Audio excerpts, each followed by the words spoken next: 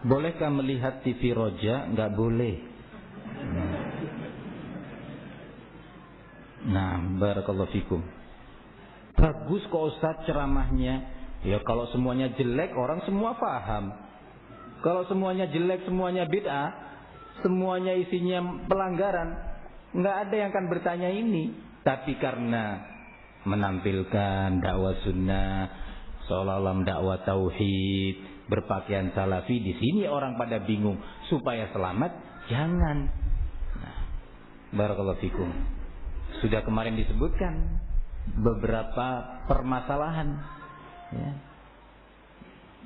Salah satu ustadznya pemateri di sana adalah lulusan IAIN, belajar ilmu filsafat di IAIN setelah lulus sebagai LC dari Madinah, pulang ke Indonesia mencari gelar master di IAIN, belajar kepada murid-murid orientalis, belajar Islam kepada murid-murid Van Basten, Van der Plas, ya. Barakallahu fikum.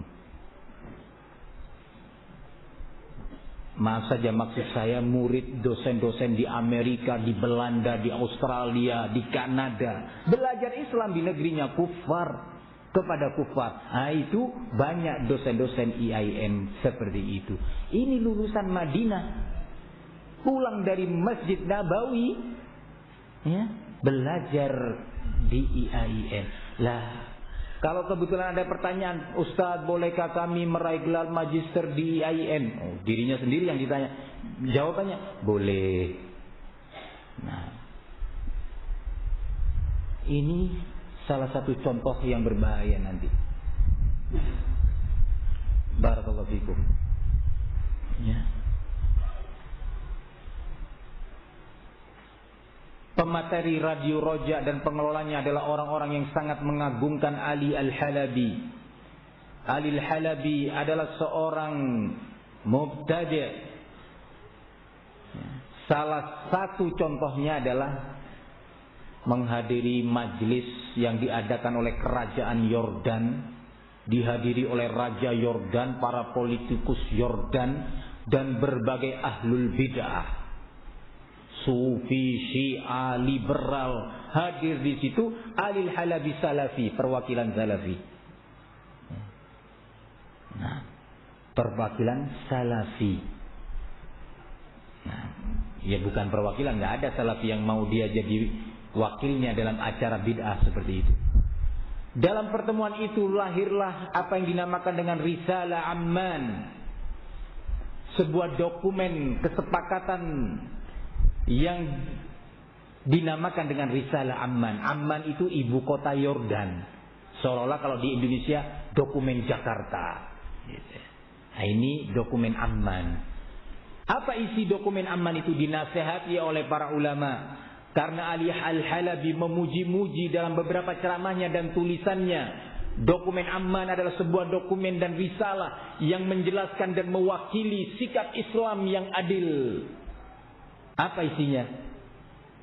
Isinya diantara lain adalah ajakan dan seruan persatuan agama-agama. Itu Islam yang adil atau Islam yang zalim? Atau lebih tepatnya adalah itu Islam yang adil atau bid'ah yang zalim? Ali Al-Halabi memuji. Nah, ketika ditegur oleh ulama, Syekh Shalih Al-Fauzan, masyayikh banyak menegurnya, bahwa itu batil.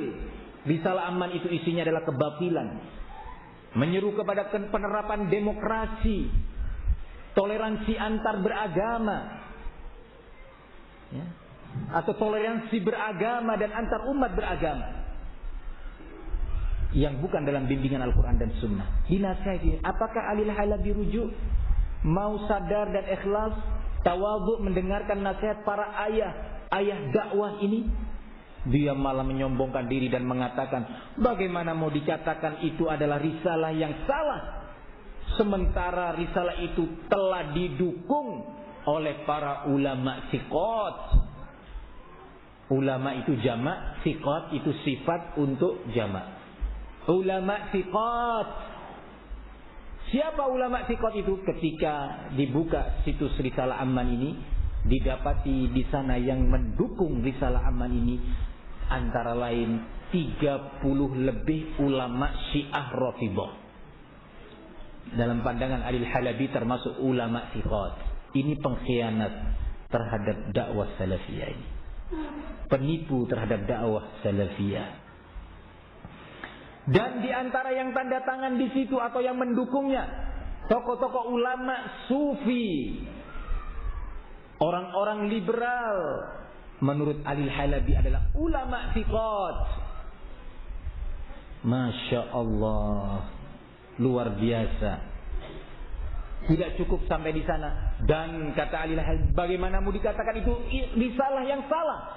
Sementara yang mendukungnya juga adalah al-wulah, al-umana, pemerintah-pemerintah, pimpinan-pimpinan negara yang amanah. Tahu antum siapa di antaranya? Ahmadinejad. Ahmadinejad siapa dia? Presiden Iran yang Syiah Rafidhah, yang benci kepada sahabat-sahabat Nabi. Berakidah Rafidhah, mengkafirkan sahabat-sahabat Nabi. Menurut Al-Halabi adalah al-wula, al-umana. Al-Halabi ini tokoh kebanggaan, pujaan dan rujukan pemateri dan pengelola Radio Roja, dan sering datang ke Indonesia radio dan TV Roja sebagai sponsornya, termasuk dalam tahun kemarin ini datang dan disiarkan langsung oleh TV Roja beberapa kegiatan daurahnya. Dia memuji jamaah tabligh. Jamaah tabligh berhasil dakwahnya karena memang hikmah. Ini kasih contoh-contoh keberhasilannya. Ada ahlus sunnah. Barakallahu fikum. Ini adalah musibah ya ikhwan. Musibah. Ya. Seorang tokoh namanya Ahmad As-Surkati dari negeri Sudan yang pernah tinggal di Indonesia sejak awal tahun 1900-an. Ahmad Surkati ini orang yang mengingkari akan turunnya Nabi Isa di akhir zaman.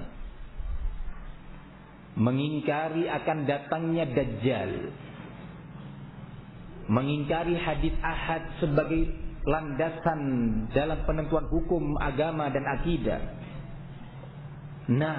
Dia termasuk orang yang mengatakan dalam upayanya, kata dia, mempersatukan muslimin. Ya, semua adalah muslimin. Walaupun dia seorang Syiah, maka dia Syiahnya kita. Walaupun dia Sufi, maka dia Sufinya kita. Walaupun dia Khawarij, dia juga Khawarijnya kita. Semuanya muslimin, kita harus bersatu. Ya. Dia termasuk orang yang memuji seorang tokoh komunis yang bernama Dr. Samiun di Bandung. Dalam sebuah dialog yang berlangsung hampir 3 jam. Menurut pengakuan dia sendiri, Dr. Samiun, dialog yang berjudul, kata dia, judul dialog itu adalah dengan apa Indonesia merdeka? Dengan Islamkah atau dengan akidah komunis? Dr. Samiun mempertahankan bahwa Indonesia akan merdeka dengan penerapan akidah komunis. Dia dengan gigih mempertahankan keyakinannya, dan saya sangat cinta kepada orang ini karena kegigihannya mempertahankan bahwa negaranya tidak akan merdeka kecuali dengan akidah komunis. Paham? Saya cinta kepada orang ini. Mestinya seorang yang mengerti agama, saya sangat benci kepada orang ini yang meyakini bahwa negaranya ini tidak akan merdeka kecuali dengan penerapan akidah komunis. Komunis itu lebih kafir dari musyrikin Arab. Komunis itu lebih kafir dari Yahudi, ya, yang tidak beriman sama sekali dengan adanya Allah atau Tuhan sekaligus. Ini As-Surkati yang seperti ini kondisinya. Anak sebutkan tadi, Al-Halabi menyampaikan dalam salah satu pernyataannya ketika ditanya tentang tokoh As-Surkati, dia memuji telah datang ke Indonesia seorang tokoh besar yang melakukan pembenahan di negeri ini. Ya, saya tidak mengatakan dia sekedar sebagai seorang salafi saja, bahkan dia adalah syekh salafiyin. Ini tidak amanah. Ini tampil di TV Roja. Ya. Al-Halabi ini adalah pembela Muhammad Hassan Mesir yang juga salah satu yang memimpin penentangan-penentangan kepada pemerintah sehingga terjadi demo-demo dan pertumpahan darah. Hati-hati, jangan-jangan sampai paham itu masuk ke kita nanti, masuk ke muslimin Indonesia. Maka saya katakan, jangan ikuti siaran radio maupun TV Roja. Ustaz bicara tauhid, ya kalau bicaranya syirik mana ada yang mau dengarkan. Memang karena itu akhirnya menarik. Kalau orang dalam penampilan kesehariannya nampak dari fisiknya bertato, berpreman, beranting, ya, kemudian merokok, rambutnya panjang, kemudian dia mengatakan, qala Allah.